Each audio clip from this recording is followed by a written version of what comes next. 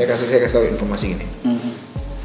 Narasi yang dikembangkan itu adalah Habib Bahar berkata bohong mengenai Habib Rizik yang antara lain yang melanggar prokes, tapi Habib Bahar bilangnya dipenjara karena mengadakan maulid. Orang mengatakan Habib Rizik itu bukan dipenjara karena maulid, tapi karena melanggar prokes. Nah, saya kasih bukti kemarin di depan majelis hakim, depan jaksa, depan persidangan saya bicara. Ada pembicaraan dari pihak Polri bahwa Habib itu ditahan bukan karena pelanggaran prokes awalnya, karena ada pasal 160 loh. Ketika kita cek, mereka di BAP yang pertama tanggal 29, akunnya dibikin tanggal 30. Coba, kok bisa? Berarti dia di BAP dulu baru bikin akun tuh bang, dan akunnya udah ada duluan di tanggal itu. Jadi ada capture dia bikin komen itu di tanggal 29, tapi saya cek tanggal 30 itu baru dibuat akunnya. Allah Akbar. Dia bilang yang satu alasannya gini. Saya di BAP tanggal 4 Januari. Oh, tanggal 4 ya. Semua tanggal kita kan megang BAP saya, BAP majelis, BAP jaksa, semuanya tanggal 29. Lah kok dia bisa ngomong tanggal 4? Terus gimana tuh? Dia bilang, "Ini saya dari handphone dikirimkan bahwa ini adalah BAP saya tanggal 4. Ini tanggal 4 di BAP saya." Saya bilang majelis hakim, sepanjang saya beracara, sepanjang saya jadi pengacara, saya sudah beberapa kali nyoba bahkan ke pihak kepolisian, yang namanya saksi itu nggak boleh, nggak dapat BAP.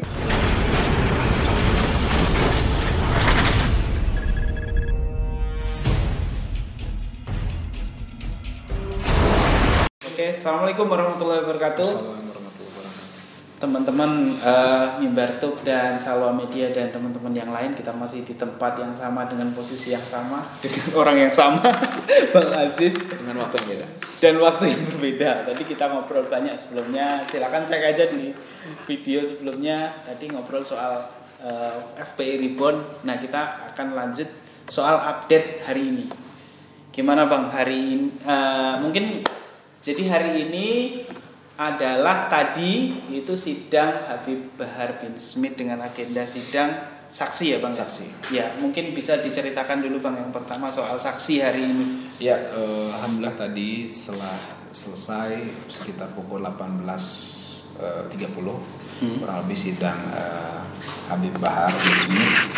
Habib Bahar bin Ali bin Smith terkait dengan perkara yang beliau sedang jalani di Pengadilan Negeri Bandung, Jawa Barat, seperti itu. Jadi tadi sudah selesai. Tadi saksinya 2, inisial R dan inisial A. Mereka berdua, kalau saya tidak salah itu terkait dengan penggiat sosial, gitu. Penggiat media sosial. Jadi banyak dicari informasinya terkait dengan fakta-fakta berhubungan dengan media sosial yang mereka kerjakan sehubungan dengan kasus Habib Bahar, seperti itu. Oke. Nah, mungkin dimulai dari yang pertama dulu Bang. Yang saksi yang pertama. Ini kan soal media sosial semua dulu. Ya, jadi sebenarnya kalau saksi yang terkait dengan media sosial ini itu pegiat media sosial itu ada 4 total. Kemarin inisial W sama inisial A. Tadi inisial R dan inisial A, seperti itu. Nah, kesemuanya ini yang menarik nih teman-teman, saudara-saudara saya sekalian, pemirsa sekalian, yang menarik mereka ini kan dimintain keterangan di BAP sehubungan dengan konten YouTube Tatang Rustandi Official yang memuat video Habib Bahar berceramah, ya, di mana ceramah tersebut dipermasalahkan oleh pelapor. Intinya itu. Oke. Kemudian ada di situ undang-undang ITE, ada undang-undang 146 seperti biasa gitu kan, ujaran kebohongan menimbulkan keonaran, seperti itu. Nah, mereka ini berkomentar di YouTube-nya itu. Nah, arah di YouTube-nya Tatang Rustandi tadi. Arahnya untuk apa? Dari kami dari tim kuasa hukum menduga arahnya ini adalah untuk membuktikan adanya keonaran. Jadi keonaran ini dipersempit oleh para penegak hukum ini saat ini maksud saya yang terkait dengan perkara ini itu dipersempit dengan keonaran di media sosial. Ini menurut saya sangat berbahaya. Ini kalau begini ceritanya, nanti malam Indonesia lawan Kuwait itu ada nanti keonaran. Iya dong, kan berdebat nanti. Misalnya antum bilang ya kemana Liga Champions misalnya. Saya bilang Real Madrid akan menang. Terus antum bilang Liverpool akan menang. Ternyata yang menang Liverpool, ya Real Madrid. Antum saya laporin. Kenapa? Antum berkata bohong. Yang menang bukan Liverpool, yang menang Real Madrid. Dan ada keonaran. Gitu, berdebat di situ orang-orang. Oh, Benzema begini, Sadio Mane begini. Sampai kan sekarang masih berdebat itu, Bang. Itu unsur-unsur yang menurut saya kacau balau. Bagaimana Undang-Undang tahun nomor 1 tahun 1946 yang saya dan tim sudah jabarkan waktu sidang Habib Rizik dan Habib Hanif di Rumah Sakit Umi, itu jelas kita sampaikan secara gamblang, secara historis dan empiris bahwa ini dipakai waktu itu ya, itu untuk kasus-kasus yang memang terkait dengan keamanan republik dari penjajahan asing. Lah kalau misalnya di tempat diimplementasikan kepada rakyat sendiri, apakah jahat sekali ini gitu? Masa rakyat sendiri bisa pakai undang-undang yang untuk dulu supaya Belanda dan sekutu yang membonceng nikah itu ya, maksud saya Belanda dan para penjajah yang membonceng nikah dan para sekutu gitu kan, itu diperuntukkan dan untuk beberapa pemberontak yang memang berafiliasi dengan penjajah waktu itu antisipasinya untuk itu, supaya berita keonaran itu orang-orang yang menimbulkan isu-isu atau berita-berita yang memudarkan kepercayaan terhadap pemerintah waktu itu dihukum, kan begitu kan. Lah ini dipakai untuk sekarang, diluaskan untuk ini. Nah tadi saya tantang, kalau mau diluaskan, antum megang Liverpool, saya megang Real Madrid, antum bilang Liverpool menang, udah kon, berdang, gitu. Namanya pendukung. Masa antum bilang saya menduga Liverpool, nggak mungkin, pasti Real Madrid menang, gitu kan. Menang sekarang aja, Liverpool masih nggak terima ini. Antum bilang Liverpool menang, berdebat, laporin antum berkata bohong, ya, menimbul keonaran. Bohongnya apa? Real Madrid yang menang. Dan kemudian apa? Ada keonaran, rame tuh komentar itu. Nah, tapi ala kulihal yang saya mau sampaikan sebenarnya di poin kedua ini terkait, yang pertama tadi saya mau sampaikan secara sistematis bahwa ini kacau. Ini akan menjadi senapan yang akan membidik siapapun dengan mudah. Undang-Undang 1 tahun 46 ini dan Undang-Undang ITE tadi.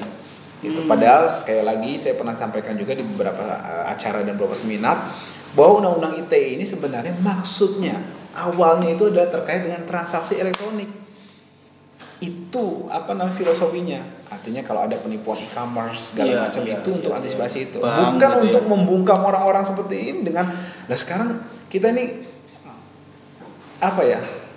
kita bilang gembar-gembor demokrasi, kebebasan berpendapat, ya enggak? Kalau untuk hal-hal yang melanggar aturan agama kita kedepankan. Ini negara demokrasi. Ini menjunjung tinggi kebebasan berpendapat, bebas di sini. Kan begitu kan? Tapi giliran sesuatu yang menyinggung satu kelompok golongan, terutama misalnya pihak penguasa misalnya gitu kan. Nah, itu ditutup pintu ini. Anda melanggar ini. Mereka kata, kebebasan itu ada aturannya. Nggak semua bisa bebas seperti itu. Loh, saya bilang, dan itu dipakainya ketika. Maksud saya begini, kenapa saya katakan diskriminasi? Tadi saya bilang, kenapa yang ini tadi kasus Liverpool sama Real Madrid nggak pernah ada yang lapor, nggak pernah ada yang hukum. Kenapa yang ini ada yang melapor, ada yang menghukum? Kan begitu kan? Nah, ada apa ini gitu. Nah, kemudian saya sempat sampaikan juga di beberapa media terkait pelaporan waktu itu, kita menduga itu sudah ada yang mendesain gitu loh, karena memang saksi pelapor waktu itu kita cecar dengan beberapa pertanyaan sampai akhirnya menyebut satu nama yang jadi gini, ketika kita melihat pelapor ini orang-orang lugu, awam yang nggak mengerti kan, kita gampang tanya gitu kan, mereka bisa jawab kan. Kita berpikir bahwa ini mereka nggak ada tendensi motivasi apa-apa untuk melapor. Kemudian tersebutlah satu nama, gitu kan. Satu nama inisial GR, inisial itu tidak benar kalau yang lama di netizen itu. Pokoknya saya nggak mau sebut inisialnya aja. Akhirnya ternyata ada komunikasi mereka nih dengan teman-teman yang lugu tadi, yang melapor tadi. Gitu loh. Isi komunikasinya apa tuh Bang? Ya intinya pengakuan mereka bahwa kalau mau melaporkan silakan gitu loh. Seperti itu. Ada semacam koordinasi tanda petik lah seperti itu. Itu yang sebenarnya kita bisa mengambil benang merah. By design-nya sudah tahu kita. Tapi kan kita pengen tahu seperti apa sih. Nah, gitu kan. Kemudian gimana sih mereka nih gitu, dan itu bagian dari pembelaan kita nantinya insya Allah seperti itu di pledoi.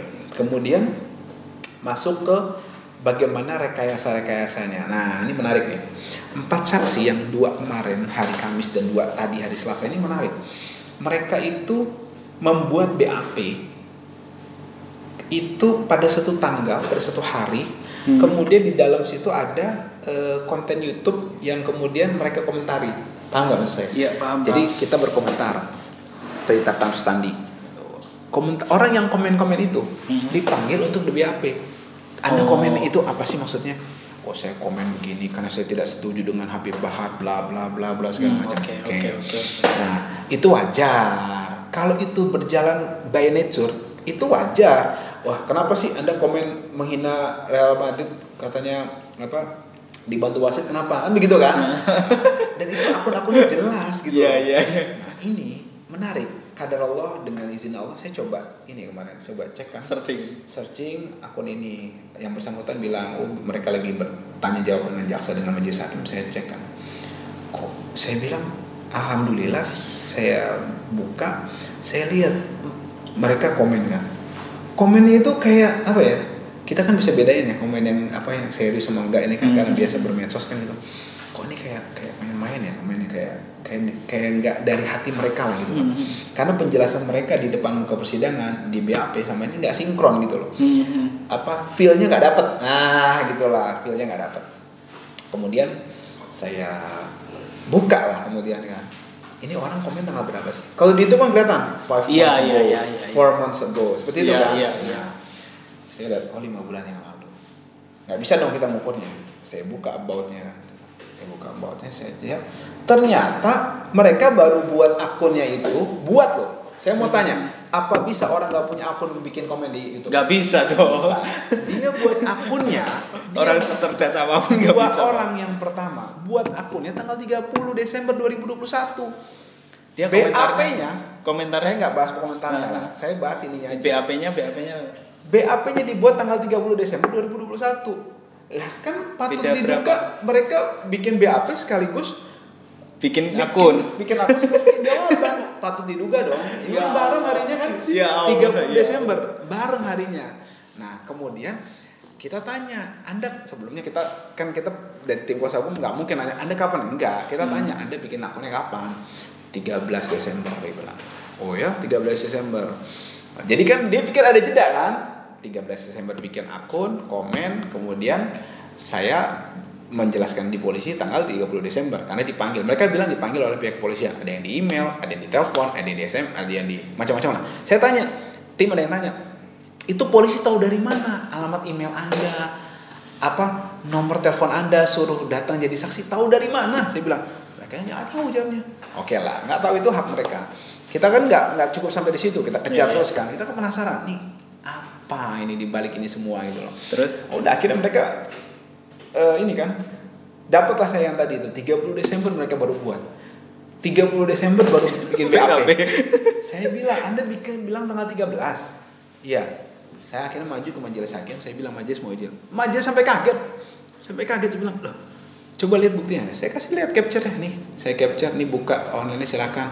Dilihat sama majelis. Oh ya benar tanggal 30 bikin apa. Mereka enggak bisa apa-apa.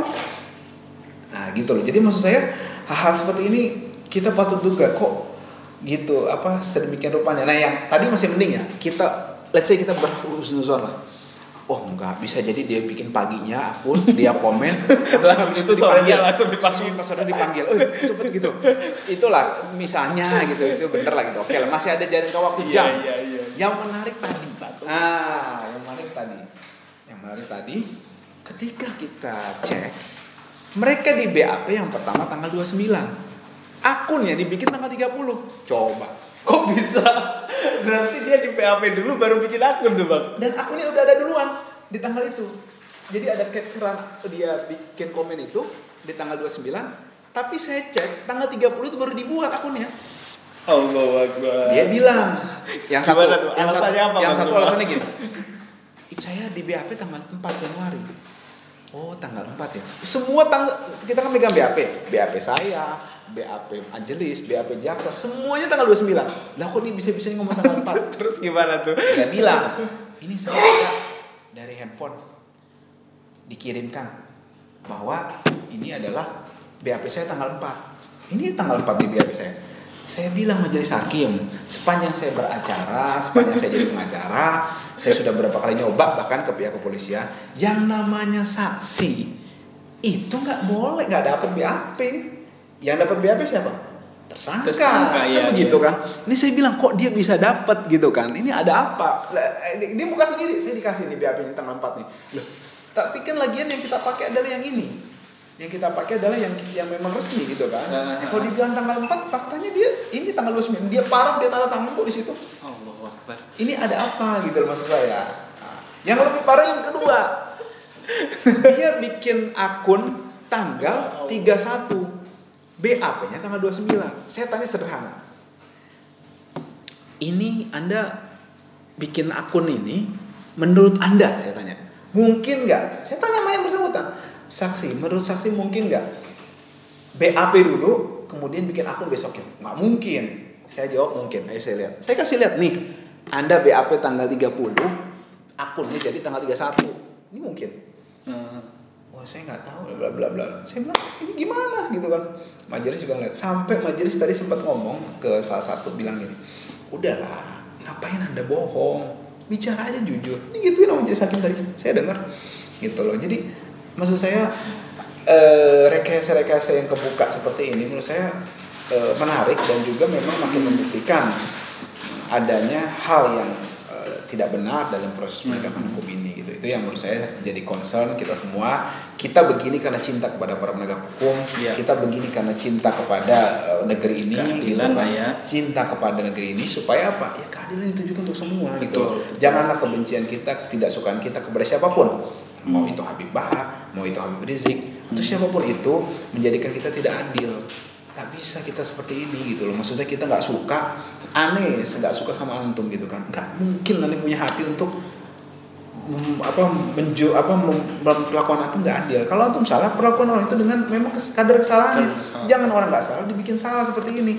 Cari-cari bagaimana ini segala macam. Akhirnya kan kalau kebongkar udah gak punya integritas, jadi menginjak-injak hukum itu sendiri, gimana coba seperti itu kan. Nah jadi, dan mereka ini tadi penggiat sosial yang akunnya nggak ada. Saya bahkan sempat tanya, Anda punya akun Facebook? Punya berapa?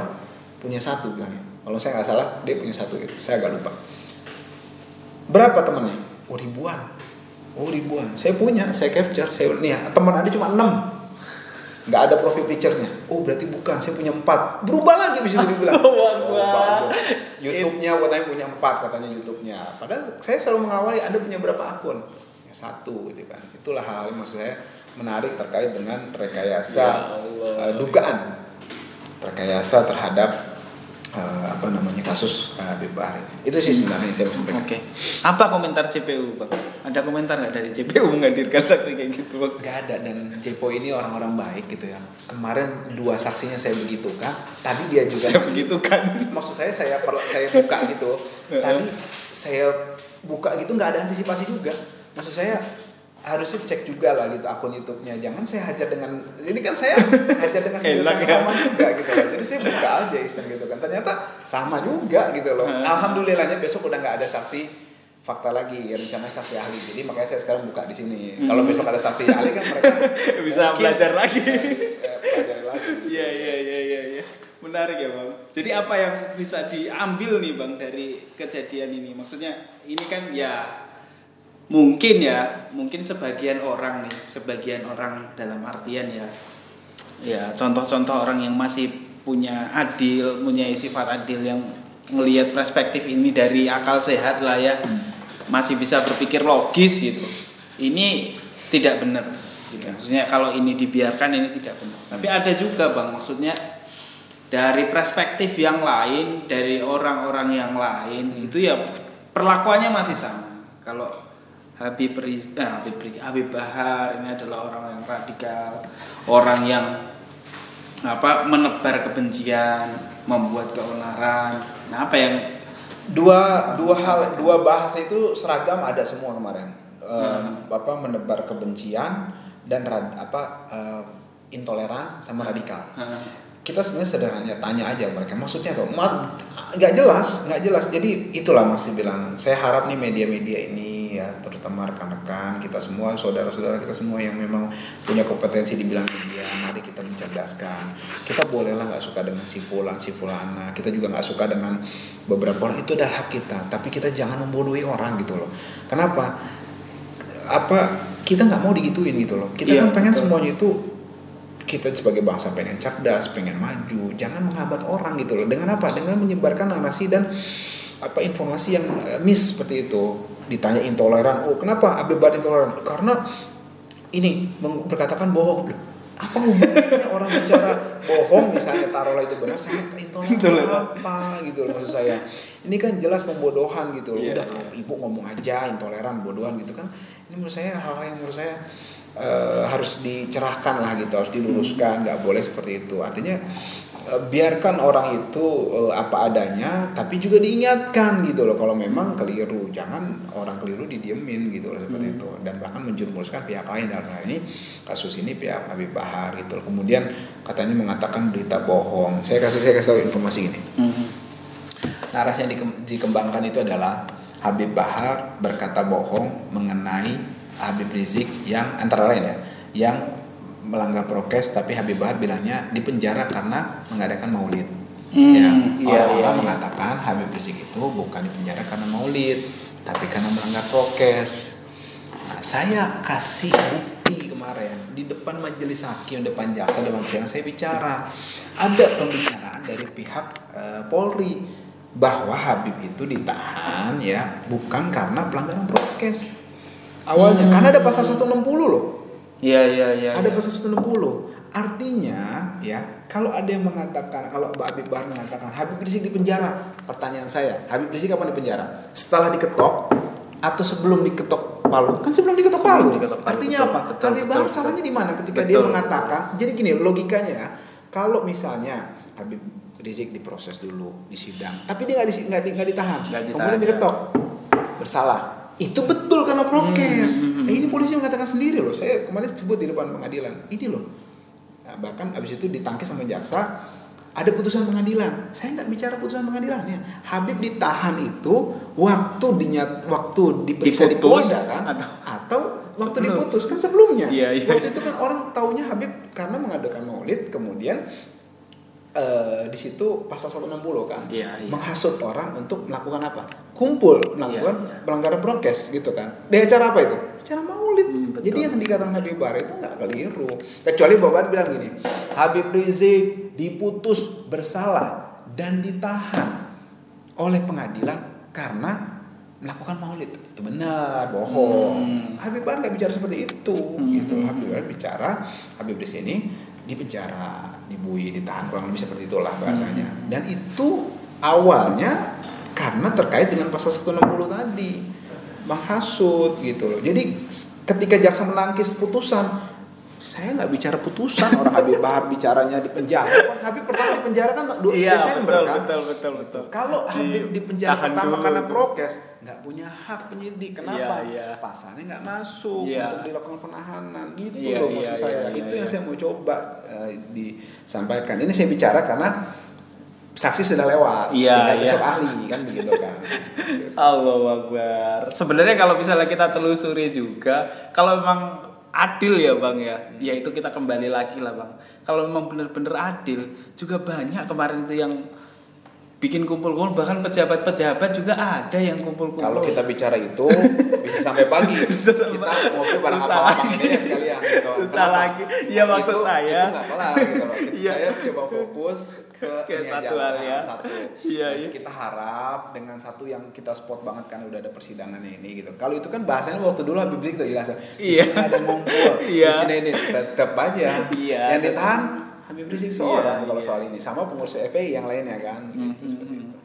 Nah, kabar Habib Bahar gimana, Bang? Alhamdulillah beliau sehat, agak gemukan juga dan tetap semangat alhamdulillah mengikuti persidangan. Titip salam juga untuk teman-teman semuanya, umat Islam, masyarakat, pencinta keadilan dan juga penegakan hukum yang tidak diskriminasi.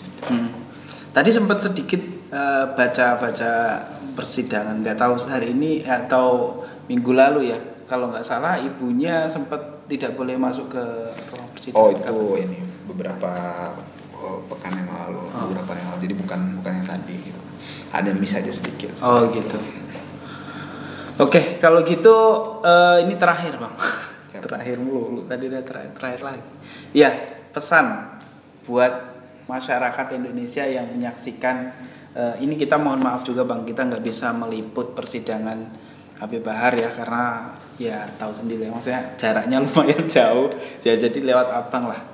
Dan silakan abang sampaikan ke media kita nih apa yang ingin disampaikan terkait persidangan ini. Ya, persidangan ini kita yang mau saya sampaikan adalah kita di sini minta doanya supaya dipermudah dalam prosesnya, diperkuat juga semuanya, tubuh kita, akal kita, kalbu kita, minta didoakan yang terbaik untuk kasus ini supaya selesai, supaya Habib Bahar mendapatkan keadilan yang memang didamba-dambakan oleh semua orang, ya, gitu betul. kan. Dan juga kita mari kita galakan program saling mencerdaskan, jangan mau kita dibodoh-bodohi.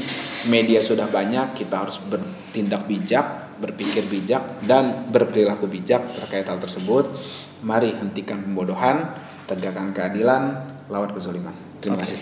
Baik, terima kasih teman-teman YouTuber yang sudah hadir pada malam hari ini. Insya Allah nanti kita akan sebar juga ini di beberapa teman-teman kita.